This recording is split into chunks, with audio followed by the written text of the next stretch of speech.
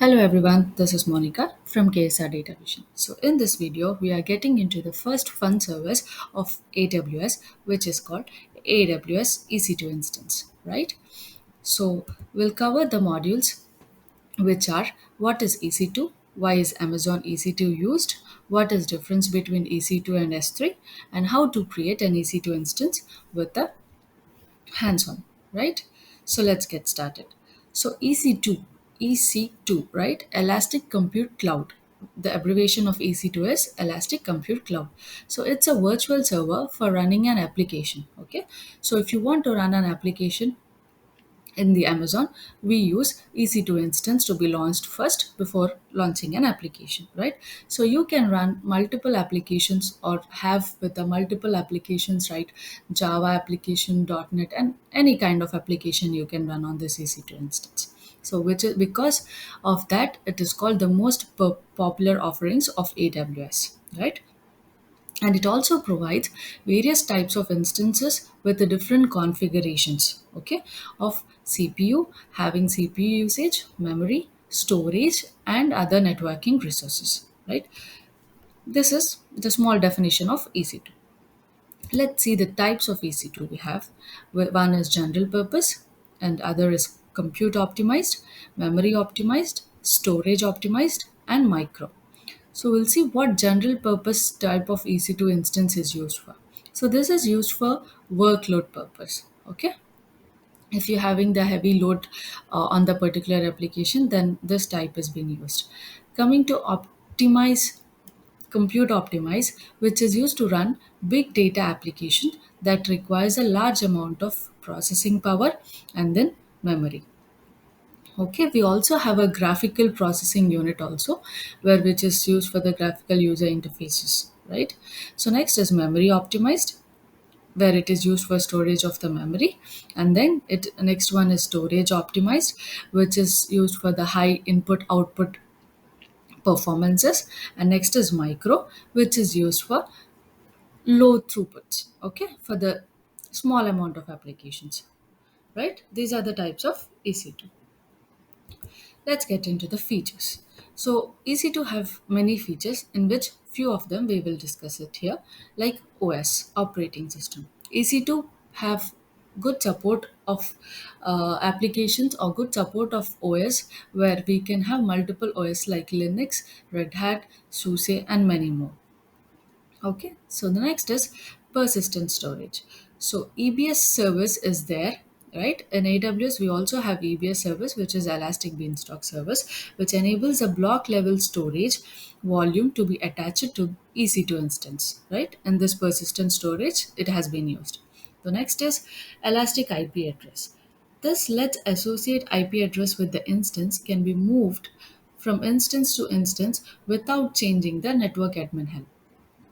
Okay, so if meaning if we want to say change some application from one instance to another instance, we can do it without the network admin help, because Amazon provides only few access for few types of roles or users. Okay, and then Amazon CloudWatch. Amazon CloudWatch is used for monitoring service. Okay, so if you want to monitor that particular application which has been launched, then we use the CloudWatch service in AWS.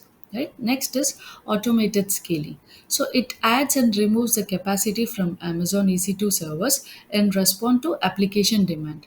Let's say have already explained this auto scaling in the previous videos. Like, let's say Netflix has launched one web series on particular day. So for that particular web series, we just log into Netflix and watch over a week or somewhat, like, so at that point of time there will be a huge traffic, right? So at that time we need to have more EC2 servers for supporting the customers to log in and view that series, right? So in that case, we need to add more servers as based on with the regular thing, right? So we can use this automated scaling part to add more servers whenever required, and also to remove those servers whenever not required. Okay, so this is the most interesting topic in AWS, where because of this thing, the AWS is too popular nowadays, right? The next is pause and resume instance. So in an application, we uses too many resources, right? It can be paused without incurring charges for instant usage. Okay, next is Amazon EC2 Fleet. This service enables the deployment and management of instance as a single virtual server, and the fleet service makes it possible to launch, stop, and to terminate that particular service. Okay, and then bare metal instance, which is consist of hardware, resource such as processor, storage, and the network related things. So these are the features which are supported by EC2. Okay, the next one we'll see about why is Amazon EC2 is being used. So as I told you before, one of the main thing is this auto scaling part. So Amazon EC2 provides a scalable computing capacity in the AWS cloud. So I'm not explaining much here because I've explained it already. So another one is leveraging it enables the organizations to deploy and develop a particular application very faster without needing to invest the hardware upfront. So they don't have to invest more into hardware related things for deploying or to develop an application, right? So this is one of the thing where EC2 is most also biggest first thing to learn in an AWS service, right? So without the hardware related things which we have to invest upon upfront without building an application, right? So if you have this EC2 instance, you can just launch an application by code deploy by deploying into by deploying with an resource like Java or .NET, any other applications related, you can deploy into EC2 service directly. Okay, and then it is also has been used because users can launch the virtual servers, configuring security and networking, and manage cookies from an intuitive dashboards. Like here, one of the biggest thing is for having security. So AWS is having good amount of security services which have been enabled for any particular application if you launch inside the EC2 service. Okay, so these are the reasons why we are using EC2 instance. So in short, you don't require any hardware units, easily scalable. You only pay for what you use, and you have a complete control and with a high security, and you can access your assets from anywhere in the world. Okay, so because of these reasons, Amazon EC2 has been used. So the next one is difference between EC2 and S3. As we have already learned, what is EC2? An EC2 instance is like a remote computer running Windows or Linux and on which you can install whatever software you want.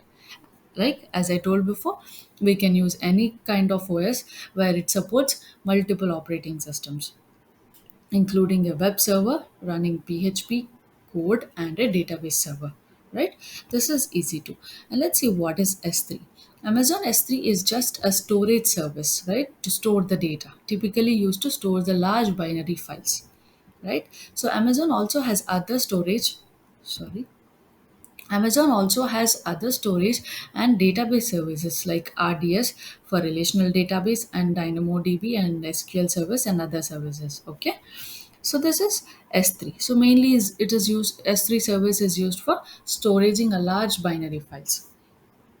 So let's see the difference. So EC2 is a cloud net service used to host the applications, but whereas S3 is used to store the data. And next, EC2, it is sort of a huge laptop machines which may run either all types of OS, right? Like Unix, Windows, or you may handle any kind of applications like .NET, Java, PHP, or any kind of applications. But S3 uses the secure SHA-1 authentication key for its rest of its interface. So SHA-1 authentication password is the kind of a password or the key authentication key for the database to communicate. Okay, so these are the difference of EC2 and S3, right? So Amazon EC2 helps for Airbnb, Netflix to run the applications, right? And and the same Amazon S3 is also supported for this to store the data, right? So this is the difference of EC2 and S3. So let's see how to create an EC2 instance. Okay, so we'll go into a free tier AWS support. So this is AWS free tier EC2 instance, which I already have. Okay, so here I'll show you how to create an EC2 instance, right? So first, after logging in, just see the region which is the data center which is nearby you. So it has taken US East, Ohio. Okay, so this is my nearest data center which has been taken care, right? So let's see how to launch an instance. I can launch an instance here by clicking it, but I want to show you how to search here, right? EC2 instance. So this is the EC2 instance. I have clicked here, and then see there is no services running, so no instances are here. Okay, so let's go down and see here the launch instance. So I'll click on launch instance here to create an instance first. So this is my first EC2 instance. So this is a new type of you know drop down we have completely, where previously it was different. Okay, but the content is same here, so you can directly launch an instance from here by adding or giving few information. Okay, so we have to name that instance first. So I will create first instance.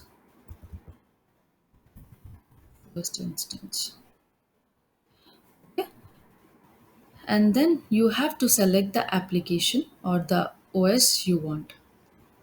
So you have many applications or sorry, many OS which has been supported, but I will take Linux as my basic one. So we'll see only the free tier eligible things.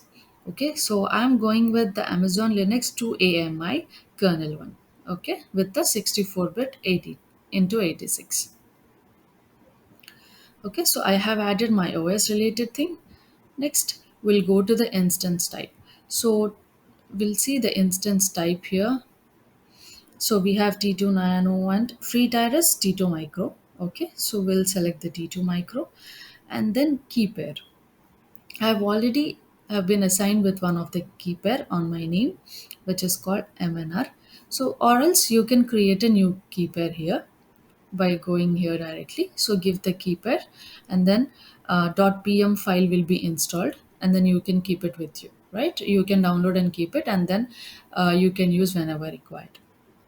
So, there's a key pair name I have given, and then these are the default ones, network settings. So, let it be because we are just using as a sample one.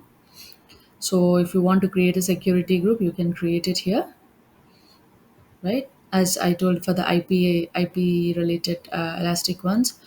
And then the configuration storage, let it be as a default one, 1 into 8 gigabyte with the root volume. Okay. If you want to add the volume, you can add the new volumes. So as there's a basic one, we just have to fill these details. It should be fine. Okay. So when you launch the instance, so it is creating an instance, right? It's launching an instance. So our instance is ready. So let's see the instance. Okay, so it's still in the refreshing state. Let's wait for a few minutes so that it's still in the pending state. So let's wait for a few minutes here. Yeah. So see, now our instance is running and active, right? So, so if you want to, let's say you have finished with your application and you want to stop or terminate your application, right? So how to do that? So first select here, and then before that I'll show you something. Here you will have the full details. Okay, the application details, host name, IPv4 VPC ID, and here you have the private address, IPv4 address. If you when you have deployed something with the Java related or any .NET related applications, you can have this as an IP address, and when you see in the kept it as a URL, you can see your application as running application. Or else let's see what it is showing to us. As now it is an empty application we have. So let's see what it is showing. It should not show anything, right? Because it's an empty service running. See, there's nothing running, right? So it should show this as expected. So okay, so these are the things you should see. Okay, AMDI process everything. And then let's see how to see. If you have selected, if you have given the stop instance, it will ask for confirmation. Click on stop. So if you refresh, it's stopping state, right?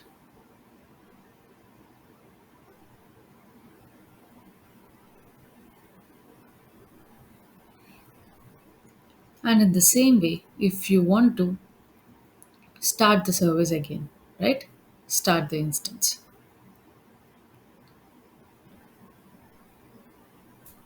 See, it has been changed to pending state already. So after a few minutes, it will be in running state. So we have to wait for a few minutes. So yeah, it's already running state. Okay. So now I want to terminate this instance because I don't want it as it is an empty. So just terminate it. So it will take few minutes to terminate. Okay, this is how we will create an instance of an EC2 product, right? So as you can see, we have many more instances or many more applications or services to be used by AWS. So okay, so in this video we are just covering an EC2 instance. So that's all, friends. I hope you will like this video, and thank you for watching this video. Have a nice day.